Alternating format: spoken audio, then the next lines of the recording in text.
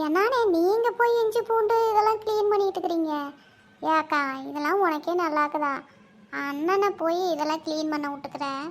Leave இருந்துட்டா போதும், அண்ணங்கிட்ட எல்லாம் ஒரு வேலை இல்லாமல் வாங்கி போடுறேன். சரியான ஆளுக்கா நீனு.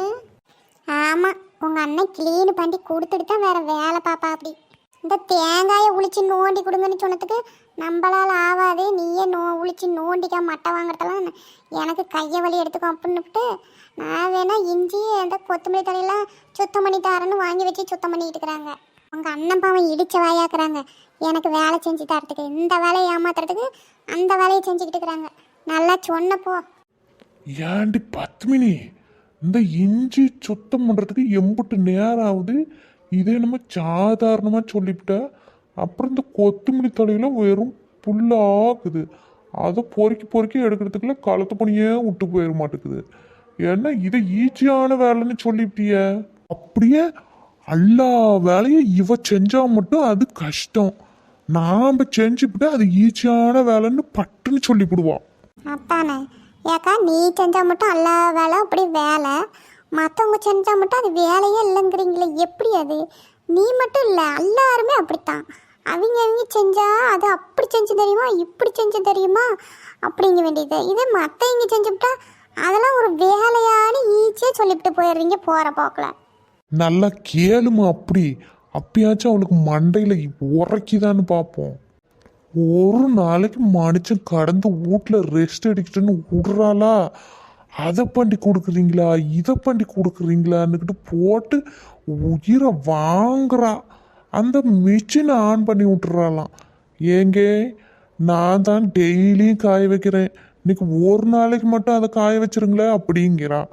இந்த வெங்காயத்தை மட்டும் சுத்தம் பண்ணி கொடுத்துருங்க அப்படிங்கிறா. என்னென்ன வேலை வாங்குறா தெரியுமா?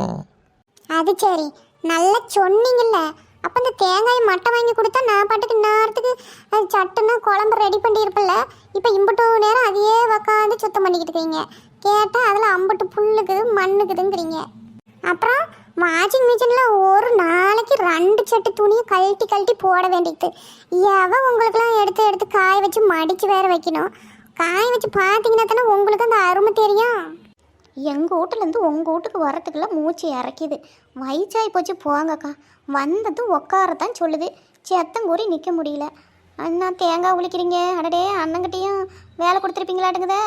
என்னண்ணே, இன்னைக்கு நீங்கள் தான் நம்ம வீட்டில் சமையலா? அப்போ இன்னைக்கு ஒரு பிடி பிடிச்சிடுத்து போக வேண்டித்தான். ஓ, அதனால தான் 4 முடி நேரமாக கிளம்பிட்டு இங்கே ஓடியாந்து நாயம் பேச்சிட்டு இருக்கிறா அப்படி ஆட்டுங்குது. ஏன்னா 4 முடி இன்னைக்கு அண்ணன் சமையல் ஆட்டுங்குது. நல்லா அக்கா சமையலை தின்னு போர் அடிச்சிருச்சுன்னு அவரே களத்தில் இறங்கிட்டாரு போல். நாமளும் இந்த ஒருவா சாப்பிட்டுட்டே போயிடுவோம்.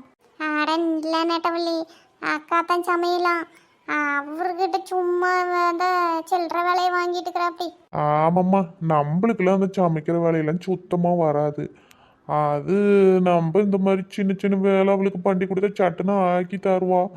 இல்லைன்னா நானே பண்ணுறேன்னு சத்தம் கட்டிக்கிட்டே கிடப்பா. அதுக்கு தான் பண்ணிட்டு கிடக்குறேன். இந்த பிள்ளைங்களும் ஒரு வேலை கேட்க மாட்டேங்குது லீவு விட்டா. அது ஒத்தையில் கிடந்து செய்கிறான்னு இவன் ஒரு பக்கம் இந்த சத்தம் போடுறான். சரின்னுட்டு நாமளாச்சும் உளிச்சு கொடுக்கலான்னு வந்து உளிச்சிட்டு இருக்கிறோம்மா. நீங்கள்லாம் சாப்பிட்டுட்டு வந்துட்டீங்களா? நாங்களாம் சாப்பிட்டுட்டு தானே சரி பொழுது போகல 10 மணி அக்கா என்ன பண்ணிட்டுக்கிறாங்கன்னு வந்து கொஞ்ச நேரம் பேசிட்டு இருந்துட்டு போகலான்னு வந்தால் இன்னும் இங்கே ஒரு வேளை ஆகாமல் உட்காந்து கதை பேசிட்டு இருக்கிறீங்க. லீவு தானே நெட்டவள்ளி, உண்மை எதுவாக செஞ்சுக்கலாம். என்ன அவசரம்? வாரத்தில் 6 நாளைக்கும் தான் சக்கரத்தை கட்டிக்கிட்டு காலில் ஓடுற மாதிரி வேலை செஞ்சே கிடக்குறோம். ஒரு நாளைக்காச்சும் பொறுமையாக செய்யலாம். என்னவா? ஆமாக்கா, அதே நம்ம சரிதான். நானும் லேட்டாக தான் செய்வேன் பார்த்துக்கிடுங்க.